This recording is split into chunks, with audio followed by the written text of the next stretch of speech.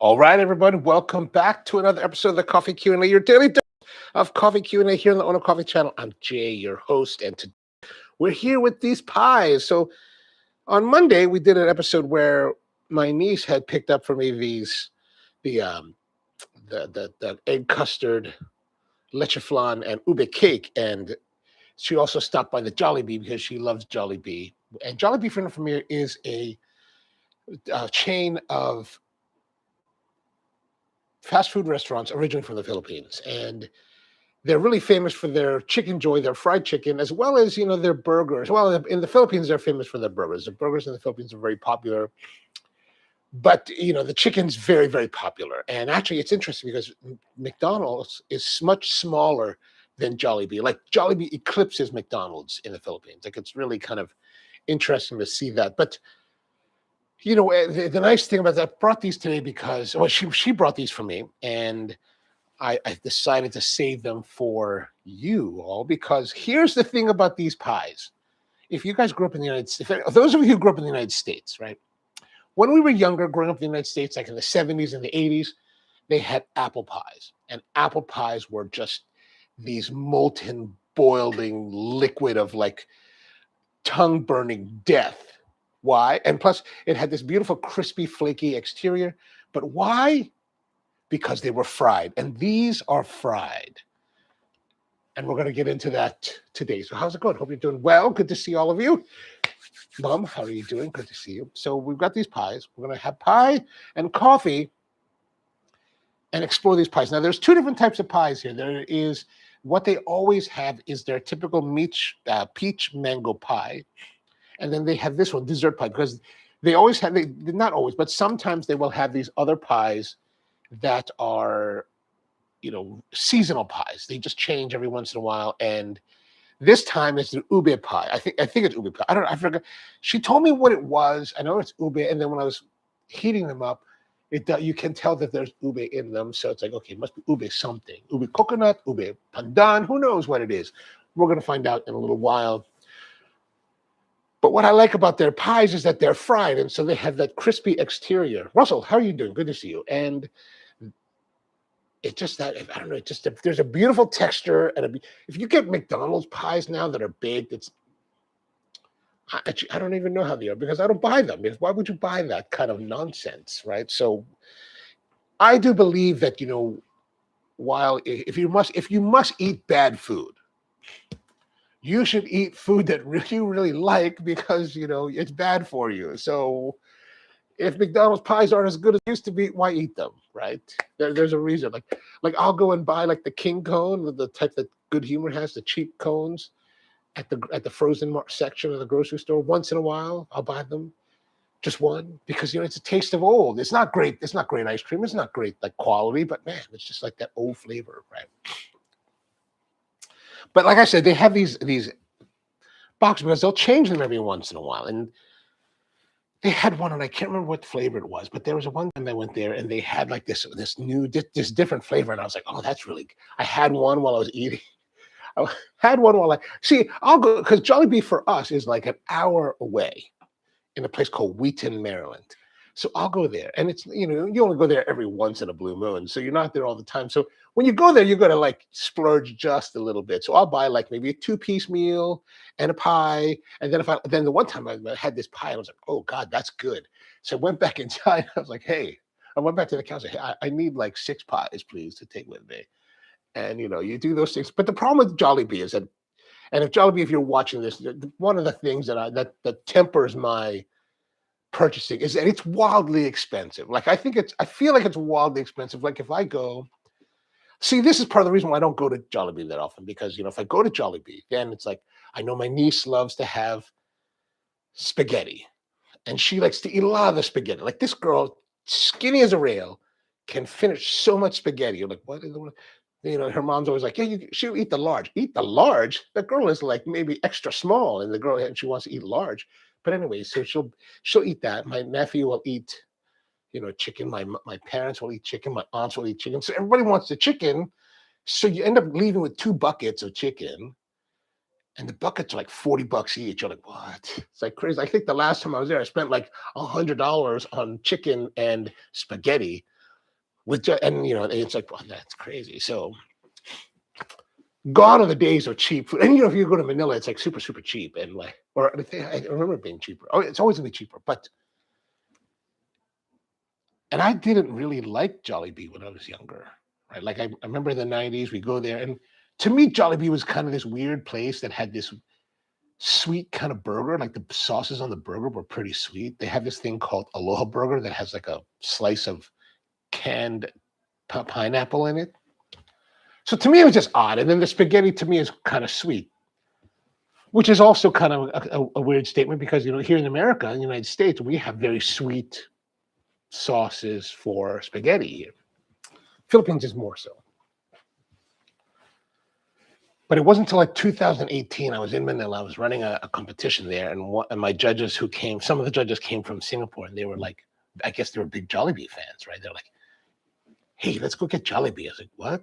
Why? Like, we love Jollibee. We want to see if it's better here in Manila than it is in Singapore. So, all right, let's go. So we went, and that's where I really started to enjoy it again. And so we had the chicken, very good. Crispy skin, like the batter is very crisp.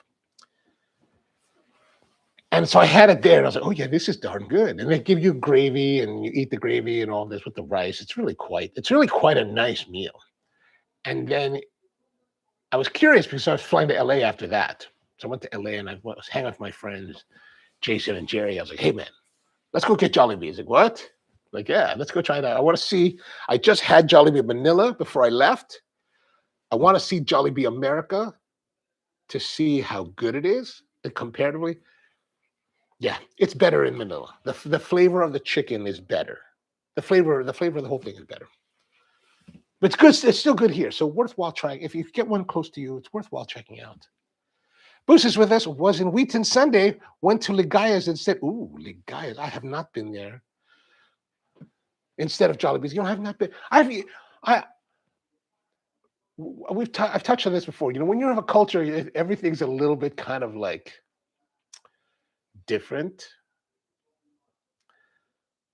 Like I don't eat at Filipino restaurants that often. I mean, I will. Don't get me wrong. I'm not saying no to them. Sometimes you just don't. They'll make things that you don't want to make, right? Like for example, if they have crispy pata. Crispy pata is basically the pork knuckle that they take and they boil it. They season and boil it for like hours until all of the collagens break down. It gets very soft, and then they dry it a bit, and then they deep fry that sucker so that it gets super crisp. God, that is so good. That's one of my favorites historically, but it's just so much work to do. So I don't want to make that at home. So you go out to eat that. You got to eat that, right?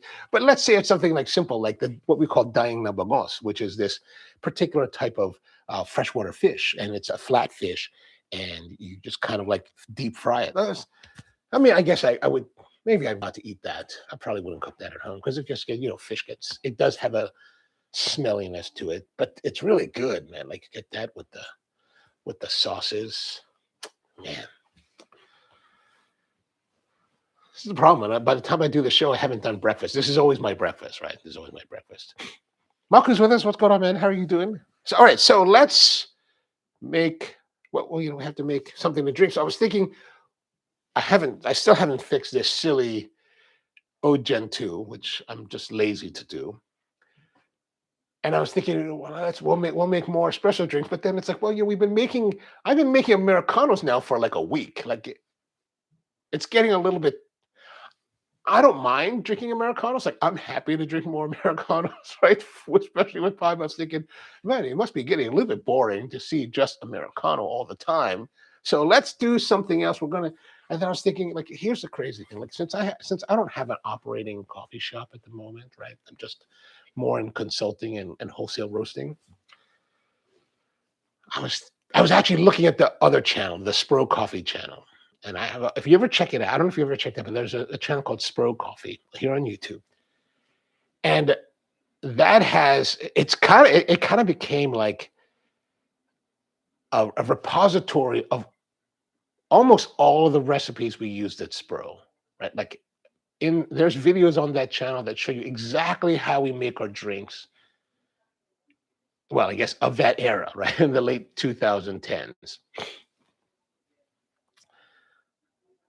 but now that I was looking at it, and I was like, oh, there's a couple drinks that I saw that I was like, oh, I forgot we made. I don't remember us making that, but I guess we did. So there's a whole, but I was thinking like, what do you make with espresso? Like there's Americano, there's lattes, but outside of that, I guess we could do, but cortados and stuff like that are, they're all kind of variations on it. Well, not cortado, but like, they're some of the drinks are just variations on the same theme, just with different quantities of water or milk.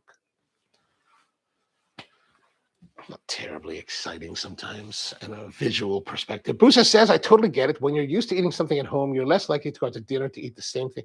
Yeah, and it's just, well, but it's also like, I mean, I don't get it. I mean, I'm not going to, there's certainly things that I won't eat. But like, and then we all like things a certain way, right? Like, for example, in the Filipino culture and the cuisine, there is this dish called adobo. And adobo in the Philippines is it's quite a bit different than Mexican style adobo. And I guess there's there's some kind of adobo in Spain too, right? But the adobo in the Philippines is I'm going to say it's very specific, but then again, it's not specific at all because it's so widely interpreted. But basically, the generally accepted practice of making adobo is either using chicken or pork. But God knows you can use green beans, you can use fish. I've seen all kinds of variations on this, right? But generally accepted is you take that beef, or not the beef, but you take the pork. Pork is really the best.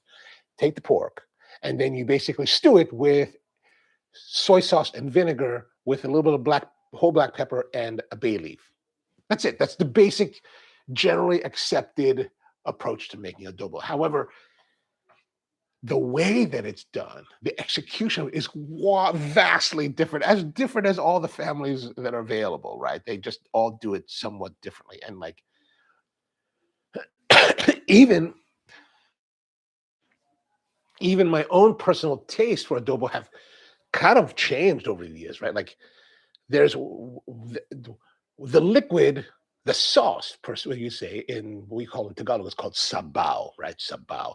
And so some adobos have a lot of sabaw. Some do not, right? Some have just a little bit, some are dry. It's so many variations. And then like, if you want to then you're like, oh, well, this is the authentic way to do it. But then if you really want to look at the authentic way to do it, you have to look to the pre-Chinese influence, right? Where there was no soy sauce, right? Soy sauce came with the Chinese. So prior to that, did they use soy sauce? No, they had salt, they had vinegar, and that was it. Like my Lola, my grandmother used to make adobo. I don't know this. This is my father telling me this because I didn't have the opportunity to really live around her, right? But the traditional way that she made it, and my Lola was, man, I mean, my father was born in 1941, so she's from like the 1800s. No, she's probably not. She's probably from the early 1900s, right? She's probably like in her 20s. So, yeah, she'd be like 1910, like the 1910s, right? So, not to say there was no Chinese by that point, but the traditional way of doing it was without the soy sauce, right? So it's not a completely different experience, but it is. There's a lot of, but it's so many different variations on one theme. So there's many ways of doing it. So those are like, you go to these restaurants and you try the dish that and it's different than what you know. So you're like, oh, this place sucks, right? And you always bring your baggage with you, like your expectations. Like for me, there's this dessert called halo halo, which is basically all these like preserved fruits mixed together with ice and just sweetener and all this. And it's really, when done well, it's really wonderful, right? But the way you think it's done well, it depends on your experiences, right? So I have very particular standards for it, right? Like if it's crunchy ice, I don't like it. If it's like poor quality ingredients, I don't like it. Right? Commercial ingredients is kind of what I'm used to. So, when I've had times when people would kind of make their own preservatives, you're like, that's kind of sketch, right? So, I don't know. But I do remember I went to this one place here in Maryland. There's a place called Maury Station Mall. It's this old school 80s mall, dying. Like there's only like a sliver of the mall that's still open. Busa knows, I'm sure know what I'm talking about. But like if you go in there, there used to be I think it's still there. There's a Filipino restaurant right by the movie theaters. And my friends and I were hanging out together one day, went down there and like, let's go check it out. We checked it out, and like there's this white lady working there. This elderly white lady. And if you're from Baltimore and you're from the southern part of Baltimore, there's a particular style of working class white person, right? And I don't mean that in any kind of disparaging way. I grew up in that part of Baltimore, right? Like my foster grandmother was this kind of woman. And so like I have a very deep love for this, right? But she's so nice, and she was so nice, and she was like, "Hey, hon," and they have this particular way of talking, or the accents is very unique to Baltimore, and we were like, "Oh, can we get halo halo?" Right? And I was like, "Oh, okay." Yeah. And I'll be honest, I was a little bit apprehensive, and she brings us this halo halo. It's stacked up well, man. I gotta tell you, it's one of the very best halo halos I've ever had. Like I was like, this is on the level of places I go to in Manila. Like, and this is above all others that I have typically in the area, or at least in the United States. It was like the ice was super fine. Everything was just rightly proportioned. I mean, it was just like, this is hella good. Like, there's a place in Manila that I go to called Milky Way. I think to me, they're like the pinnacle. A lot of people will say the Manila Peninsula. Those guys have crunchy ice. Who needs that? And the proportions are kind of weird. But this place, Milky Way, my God, it's good. This place in Marley Station Mall, wow. It was hella good. I was like, oh, this is good. I haven't been back, but I just because it's so far away and not convenient. Like, if I ever have the urge, it's like, do I want to drive that far? I don't know, but. Bussy says, plus no one can make it like mom can. Yeah, that's true. Unless your mom is not a good cook. Actually, my dad was telling me recently, he's like, yeah, like my mom's actually a very good cook. But like evidently when she came to America, she was not a very good cook. My dad she would tell me like, yeah, your dad always said that it was good. And it turns out that he was just, he's just being a supportive husband. And so it took her a while to get to be good, but it's interesting like that. Oh, he's been to that restaurant. Okay, excellent.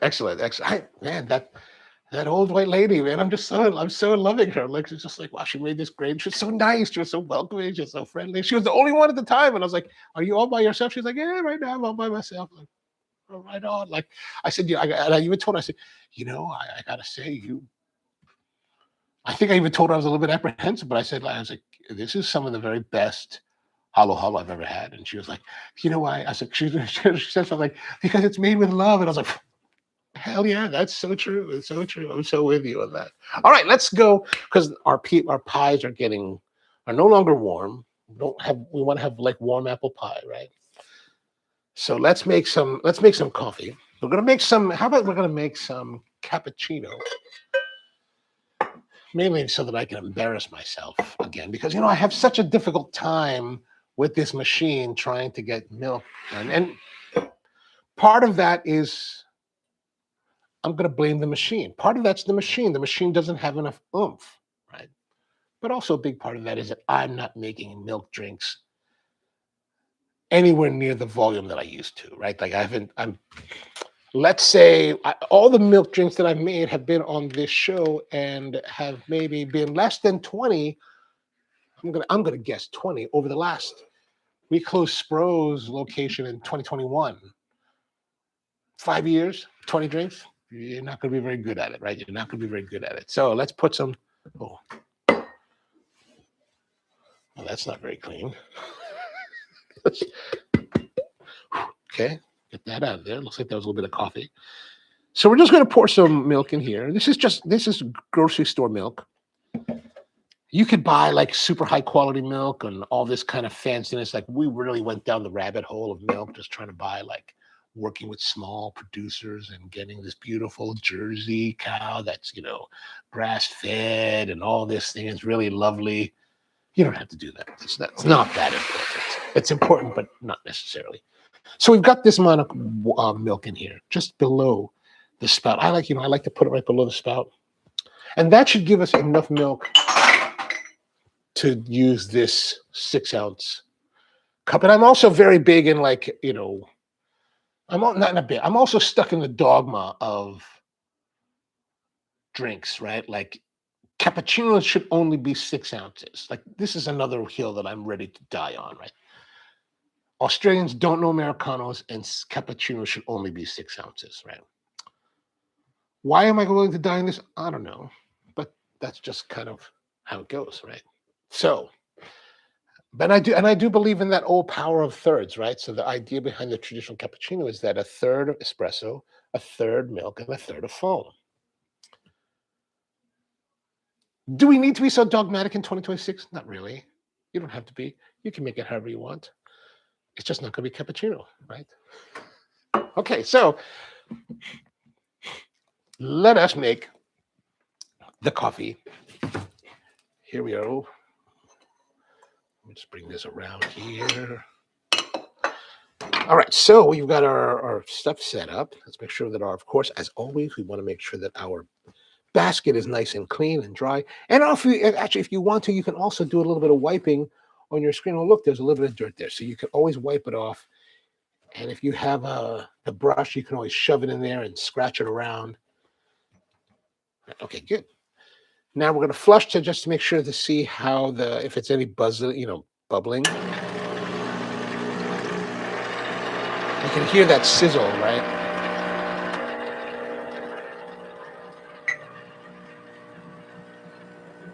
All right, that's good. Now it's time to do some grinding. I'm going to flush out just a little bit.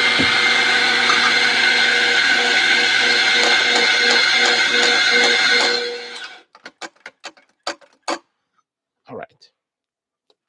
Now here is our puck. You can see that it's a lot of coffee this time. And a huge boulder. Look at that. That's like structurally really impressive. Some bouldering there and a little bit of indentation there. Not a tremendous amount. So we don't really need to do too much grooming. We're just going to sweep it around a little bit, push it there. Maybe push it back this way, come back. There's a little bit of opening right there. So I want to come back and cover that up. So I covered that up and then come back this way. Now, we do have a lot of coffee this time, right? There's a lot of excess coffee. So this time we're going to get rid of that.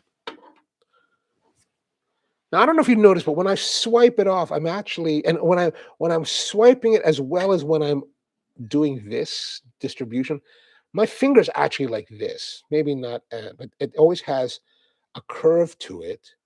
Because what I don't want to be is truly flat, because, truly flat could mean that you can actually gouge into the cup, into the puck. We don't want to do that. We just want to keep a little bit of extra loft in order to leave more coffee, right? And now we can just put this down here. As always, we're just feeling with our fingers, right? Feel with your fingers around the edges to see the differential, right? Then come back with the temp, pressure, twist. Just a quarter turn is enough, and that will leave you with a nice polished surface. Here's the thing. I don't know why we do polished surfaces. This is something that's I don't know anymore. So if you were to ask me, hey, why do you need to polish? I don't know. We're going to purge our steam on. Remember, the steam on, you always want to purge. Even though this machine's been sitting for a long time without running the steam on, you always want to purge it. It's good practice. Make sure that everything's out of there. And especially if you're using it a couple of times, what actually happens is that there's a vacuum held. Once you close the valve, there's a valve. And so there's still technically steam inside the tube. And the steam, of course, was superheated. And as it cools, as the tube cools to the environment, that steam condenses back into water. So there's always going to be water being collected in here. So that's why we want to purge. Like if I do a slight purge, you'll see some water fall out of it. Right? See like that? So you always want to purge your steam wand. All right, we're going to try to see if we can get some good results going on here. Now, one of the things about steaming milk is that I use my fingers a lot because it tells us the temperature. And you really want to do all of your stretching, increasing the volume of your milk before your fingers start to feel warm, right? Before 100 degrees Fahrenheit. Okay, that's good. And then I'm using my fingers really to tell me a lot about what we're feeling and what the temperature is. Now, here's the problem. See, this is the problem with this machine. It's very, very foamy. So I have to tap that out, swirl it. Look at that. See, it's so bubbly. Like I have a very difficult time controlling it on this. I think it's really because of the power level. It's not a lot of power. Like when you have a lot of power, it seems counterintuitive, but that lot of power really makes it easier. I think it makes it easier to control. Okay, so I'm just going to tap that. Well, that's a lot of volume. Anyway.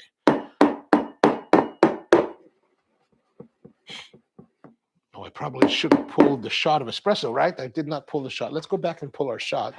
We're going to put this in here. Lock and load. Press the button. Come down. We're going to let the milk sit there, right? So now while I'm pulling this shot, I'm going to do this. So back to the shot. So I'm still turning and I'm watching. Now I can spin this pitcher while watching the shot. Now the shot needs to be stopped. Okay, good. That looks decent enough. Right, okay, not the greatest looking shot. A little bit on the lighter side as far as coloration.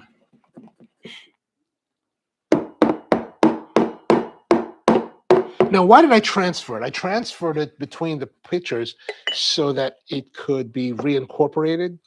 And actually, that foam, while it looked really heavy, it looks really small right now. I'm a little bit disappointed with the foam. All right, let's pour now. We're going to try to pour. Oops. Make sure your bubbles are all, and this should happen faster. See how it's starting to break? That's a bad thing. This is a bad thing. We're like running out of time. Oh yeah, that's very thin. Look at that. It was super foamy. Now it's super thin. That's just not, I am definitely not Emily Bryant. Perhaps I should go get some. So, oh, see how it's shaking, right? If you have enough foam, you should not have this. If you have enough foam, this is so little foam, right? That it shouldn't shimmer like that. There's too much shaking going on, right? So that's something that you may want to, well, the more you make milk drinks, the more you'll understand and get a feel for exactly what is and what is not nice. And this is not nice. Like this is different. This as a barista, this would be very difficult to deliver to a guest because or even as a guest to carry to your table because look how wobbly it is. More foam would be much better. Much, much better. This is not very nice. And you noticed in the video that the amount of foam that was stretched was a lot. It really had a lot of volume. So technically that should be just right, but it's not. So here's one thing to test. If you have a demi-tasse spoon, it's better. This will suffice. If you ever want to check your foam thickness, like I can tell this is too thin. And you can sort of kind of see the liquid underneath at the edges as I shake it like this, or maybe that's just reflection. Anyway, when we take a small spoon, like a demi-tasse spoon, and we put it in and we push it back, and you're only putting into about there, right? You should not be able to see any liquid. If you see any liquid, you know you did not stretch enough, right? So it's not thick enough. So watch, we're going to see some. I am 100% positive we're going to see liquid.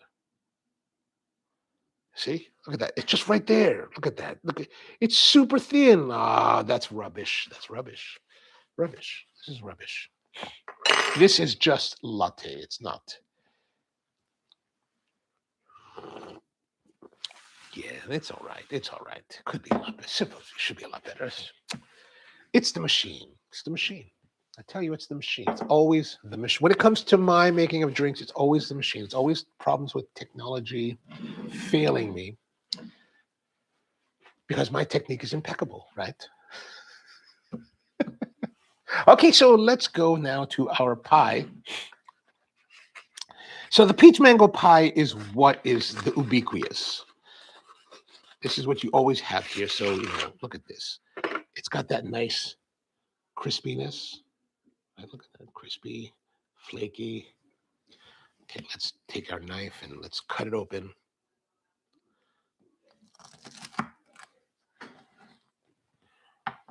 Oh, that looks good. I must get more photos for the Substack.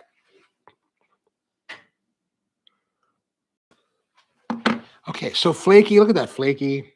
And here, this is peach mango. So you can actually see some of the mango.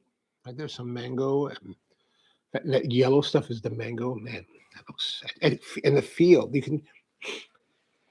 you can feel the kind of crisp glossiness of the texture. Right, there's a different texture when you hold flaky dough that's been baked versus fried. The textural, the tactile feel is so different. Like this is so nice, and there's as you break it apart, there's a crispness to it. Oh, you just don't get this in baked. You only get this kind of texture when the whole cake pie has been enrobed in boiling fat. Oh, so here's the mango again. Look at that mango there. Oh, mango. Oh, that's good.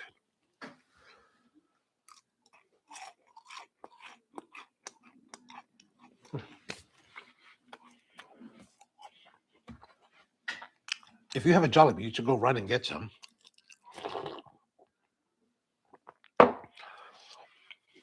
That's pretty good. That's pretty good. It's pretty good. Now I have a little bit of the stuff here. I'm gonna wipe it off. Because now it's time to go and see, as a comparison, our other dessert pie. This is now the ube pie, ube something. Could just be ube all by itself. I don't know. Oh, you can see there's ube here. And you can also tell, like, if the seal hadn't broke, this little stripe here, it lets the staff know what is what.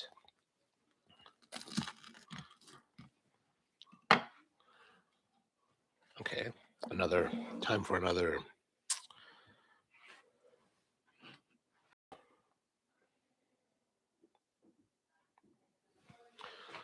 Okay, so ube. Now this is just ube halaya, or some kind of ube filling. I don't know if they actually use the real halaya, which is basic. The halaya is basically the tuber that they make into a jam. So that's what we call ube halaya. This is, and it looks like it is. It has that. It has that look of it. Right. So I have to try to block out those words so that it sharpens. It focuses on you. Yeah, that's better. See. All right, now let us just have a bite. Look at that crunchiness.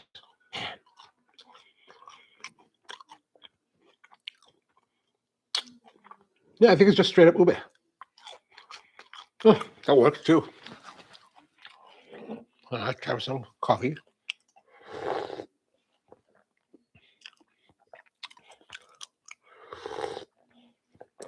I should note, by the way, if I was making this at the shop, I would not have served this. I would have remade this one because it's just, oh, that's really actually the ube goes so much better. Like it's just much more complementary with the cappuccino, right? Because the ube texture, the ube flavor is very complementary. Whereas this is the mango peach is more contrasty with this, right? So, well,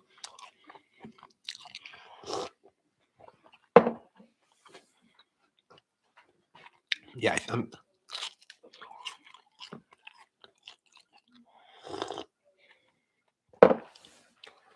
oh yeah, much better, much better as a complimentary kind of drink.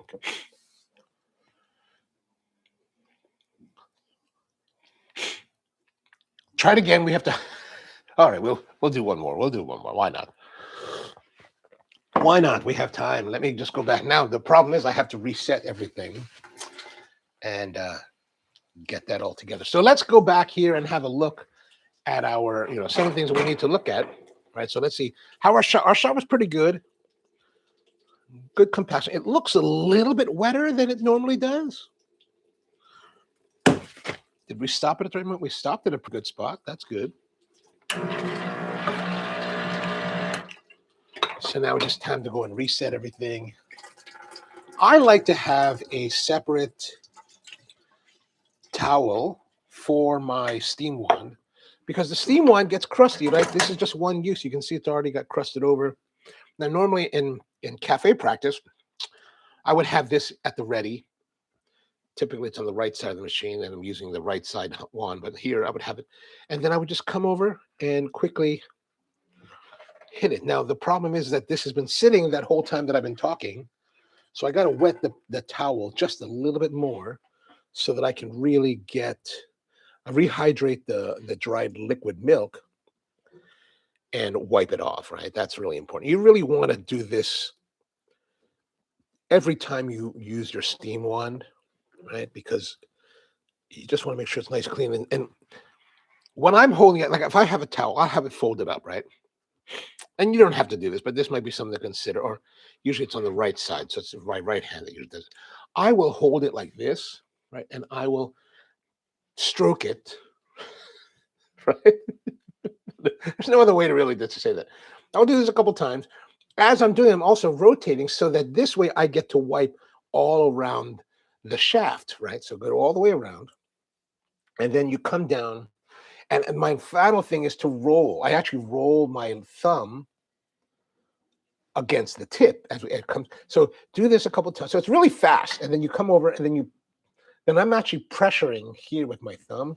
I'll pressure that and wipe it off. And that'll wipe off the bottom. Because, typically the machines that we have are lower slung than this particular one. So it's really difficult to come do this and look. So this way, if you just get into this practice of doing it, you can be reasonably assured that your steam wand will be pretty much fully clean and ready to go. And then, just have it all ready to go for the next one. And then we will also rinse out our pitchers. At the shop, we would have like pitcher rinsers, which are kind of borrowed from the beer industry because they have these glass rinsers that are counter-mounted that are really nice. And I actually use the one from one of the beer companies. It's not. I didn't buy it. I didn't get the ones from coffee companies because I found the beer company ones were better quality. And because it wasn't when we started using them, the idea of using pitcher rinsers was very nascent. So the types that the stuff that they had from coffee suppliers was not as good as what Micromatic was the company we bought from. And Micromatic is they're a big manufacturer, so much better quality. Okay, so now we've got everything reset. Let's go back. I'm going to also do this milk again. Sometimes you also have issues with milk being seasonal, and there's all kinds of issues that can plague you. And really, as I said, it's the machine. The machine is just not very good. So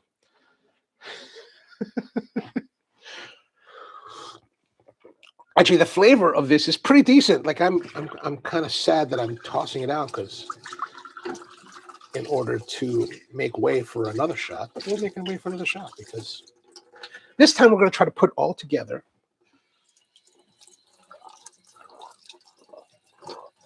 Meaning that we're going to pull the shot and steam the milk. We're going to try that. We're going to see if we can be champions.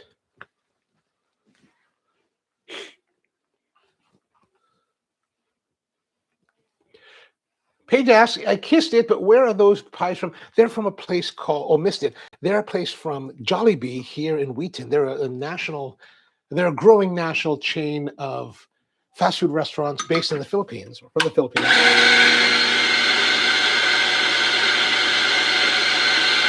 And Peter, what's going on, Peter? How are things down under? You missed the episode where I was bashing on your countrymen. Oh, I knocked off the excess, right? So here we got some, and because I've actually dosed quite a lot, but there's some dividend there. So we're just going to push this around. And I like to just get everything ready. So perhaps not as beautiful as always. Let's just go back and make that prettier. Come back here.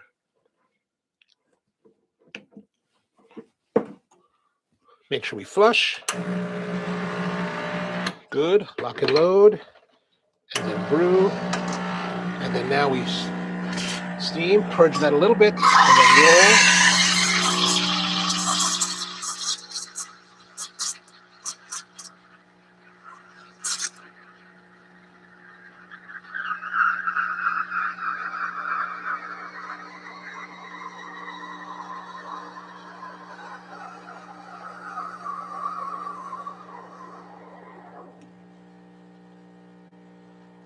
That is super, super bubbly. Look at this thing. Look at how bubbly this is.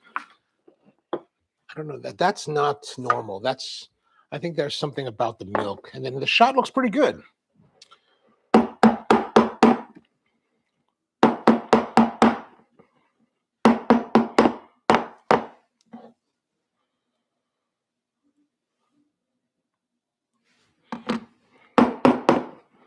We're just going to pour it. I'm just going to pour it straight. That looks fairly decent. Maybe.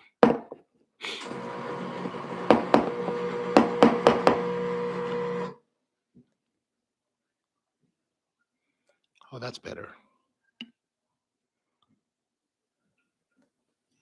Ah, that's probably one of the better milks that I've done ever. Let me just, I'm going to take another glamour shot for the, oh yeah, that looks pretty good. All right, that's not bad. Okay, that's better. Okay, that's a better, and what I mean by better is not necessarily the Rosetta, although this is probably the best latte art that I've done on this show in a long, long, long time. Now you can see here, let me shake this. As I'm shaking it, you can, if you remember the last one definitely had more shake to it. This has less shake. I still think this may be a little bit thin. So let's find out. Let's find out and see. Remember, when I push this in here and I pull it back, it should not reveal any liquid underneath. Now, I'm going to say I'm 85% sure that it may give, or there's an 85% chance that it'll be perfect, right, and not show the liquid. So let's go and try it out. Just a little bit. There it is. Just a little bit. What does that mean? It means that you need this. This is a way for you if you're trying to gauge how you do your steaming for your cappuccino. A little more stretch, a little more stretch. So in this case, I'd want to have a little more stretch. If I look at what's left in here, right, there's a minimal amount left, and that's a good amount that's left.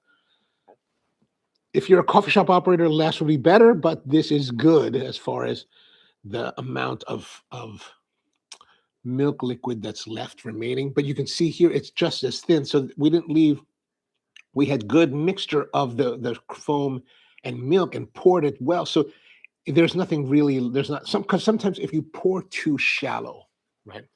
Like you can pour this in a way, like if you're too timid in the way you pour, you can just pour the milk under the foam and the foam gets retained. That's something that, especially when new baristas are learning how to pour, it's a balance between, not pouring far enough and pouring way too much at a time, right? So you just kind of have to, find that balance to get, because what you want is the liquid and the foam to come together, and you don't want the angle of your spout to hold the foam back while allowing the liquid to flow under it, right? So that's just one of the pitfalls that people fall into when they are learning how to do latte art. But let's have a taste and see how our cappuccino does. Now, one thing, if you want to evaluate, or if you're doing this evaluation and you've done this silly spoon trick and pushed there, rotate your cup when you taste it. Choose a different spot than that spot. That way you get the full experience. That's a little bit better. Is it better? A little more, the bitters are a little bit more pronounced in the espresso, which wasn't such the case on the previous one.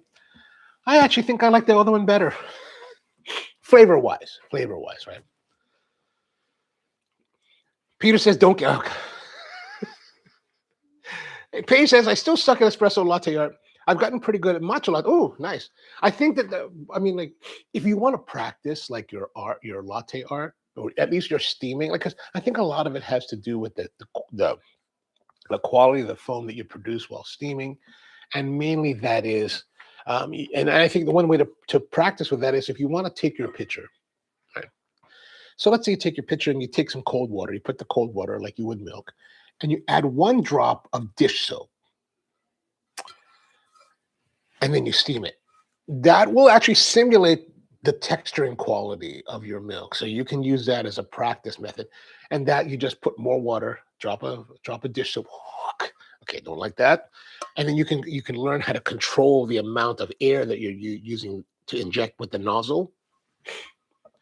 Where the difference is that because this has, solids in it and water doesn't, or not as many, it screams. Like, it is god awful loud, right? Like, if I was to, I'll show you. Like, if I took this,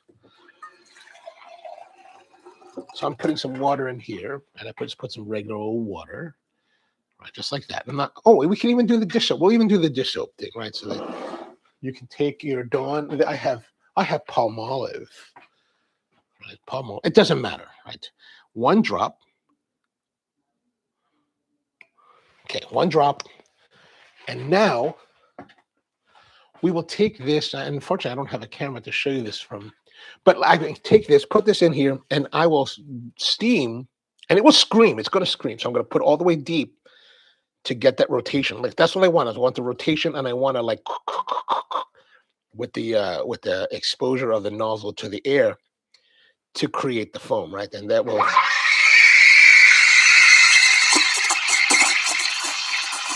It'll scream later. Maybe it won't. Maybe I'm totally wrong on this. Oh, here, you can see it now, right? You see? I got to put this down because my hands are going to start to burn. Huh.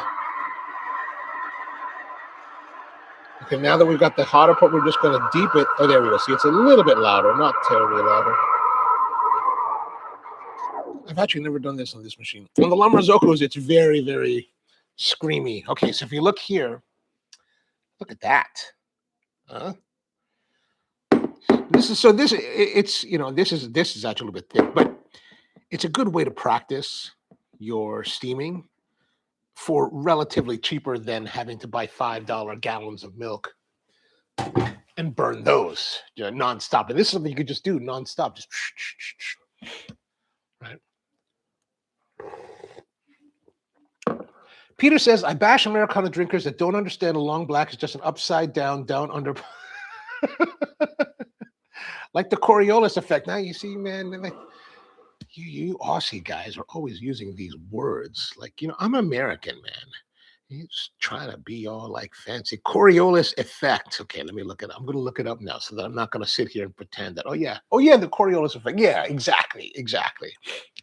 Is an apparent force that deflects moving objects like air and water on a rotating body like the Earth, causing them to curve to the right in the northern hemisphere and to the left in the southern hemisphere. I think that has to do with the flushing of the toilet. Is that? You science guys, man. Science. Just always using science against us, I tell you. So how you been, man? We haven't seen you in a while. Have you been traveling and doing more sciencey experimental stuff around the world? Nora says, is that the tiniest bottle of dish? Yeah, I've been refilling it. I've been refilling this thing. I don't even know where I got it, but I've been refilling it because I was like, oh, this is cute. And it's so nice to have a small bottle here behind the bar, so we don't have this huge bottle. With water and dish soap, how do you know if you've steamed it right? By looking at it. But it's so like, this is, it's just, it really does have very, okay, now it's now at this stage, after it's been sitting for a while, it's not exactly the right, but when you're steaming it, as you're doing it, it actually produces foam texture that really does look like milk. It really does. And it's really more about, trying to understand how to stretch and how long to stretch to get the quantity that you need. But I think it's really a good aid in learning for latte art, or at least for milk steaming, not for latte art, milk steaming. Although I imagine that you could use something as like we've tried using like things like chocolate syrup to use as a base in lieu of the espresso, because if you're trying to, you don't want to burn all your espresso, but you can use. I haven't really thought too much about some. We have used chocolate milk or chocolate syrup to give that espresso base for the contrast. But it's also, chocolate syrup tends to be more viscous than espresso, so.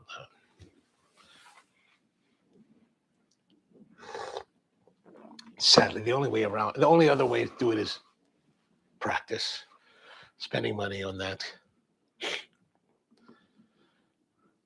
No, I don't mind watching live at 2 a.m. Well, we miss you, man. We miss you. We think about you, so it's good to see you. It's good to see you. Naomi says, it's hit or miss for me on oat milk steaming, and I use barista style too with only one latte a day. It's hard. I understand. And I wouldn't worry too. I would try not to get discouraged. If you are getting discouraged, try not to worry too much about it. The important thing is always that it tastes nice, right? That's to me the big thing. Oh, we should try with our new cappuccino. How does it taste? With the peach mango.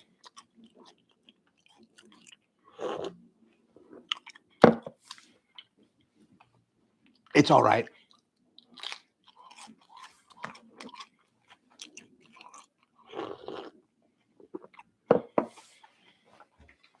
With the ube, much better. The ube by far is much more complimentary to the cappuccino than is the peach mango pie. Now I wonder, like,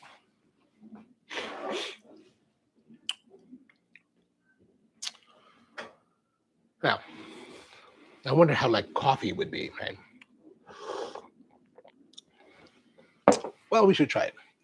We'll do one quick cappuccino. Let's look at our puck before we run away. So the puck looks pretty good. Yeah. Seems like compaction is a little bit more, but no real, little bit teeny tiny like hints of oils are right there. But otherwise, I think it's fairly well done. I'm gonna grab one more mug. We're gonna do a short cappuccino because I think that's the way. And this time we're gonna pull water from, because I don't have the water boiling, so I'm gonna put a little bit of cold water here, maybe like a third of it.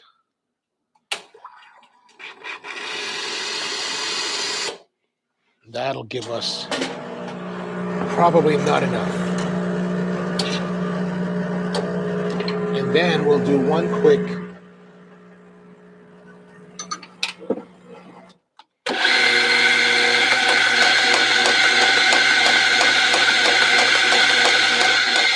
shot.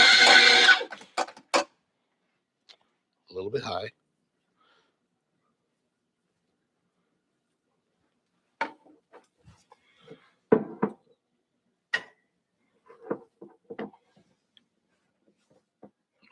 Is that right? Okay, that's all right. I had a second guess about whether or not it was the right level. Pull that there, and now we can come and see.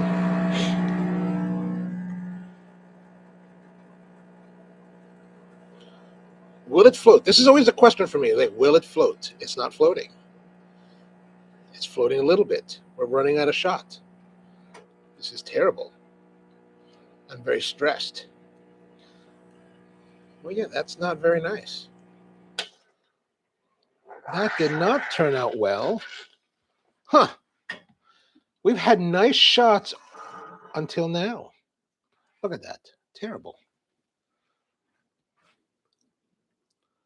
Look at that. What is that? That's a flat. That's a long black. That's right. That's right. When it floats on top, it is beautiful. It's Americano. But when it looks like this, it's a long black, right? Right there. Whatever. Let's look at that. Not very clever. Not very clever. Not. Let's see. Oh, you know what it could be. Oh, you know what it is. I wonder if it has to do with the temperature of the water. I don't think so, but the temperature of the water is not as hot as it could have been. So who knows? Who knows? Sometimes you just don't. Just sometimes it just doesn't work out. See, Naomi, it's not a big deal. There's sometimes it doesn't happen.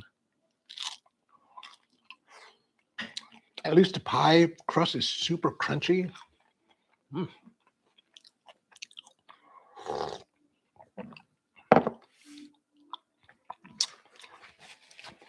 Yeah, I still think that the fruit clashes a little bit.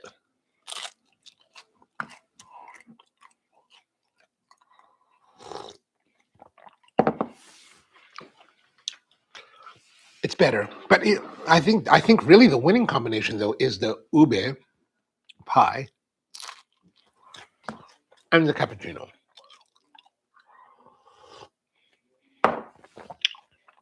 Yeah, that's much better.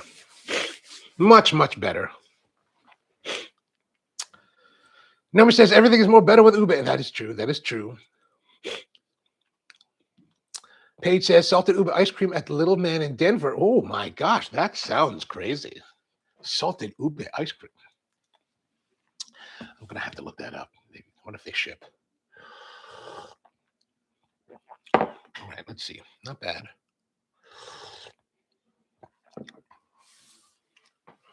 That Americano, definitely not up to snuff. That was that was not nice. It's not nice. It's not nice. It's not nice. All right. Well, that's pretty much all I have for you today.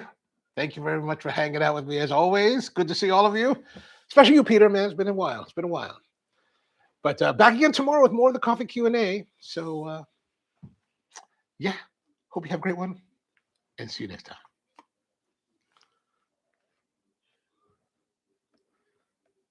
Of course you'd say that, Peter.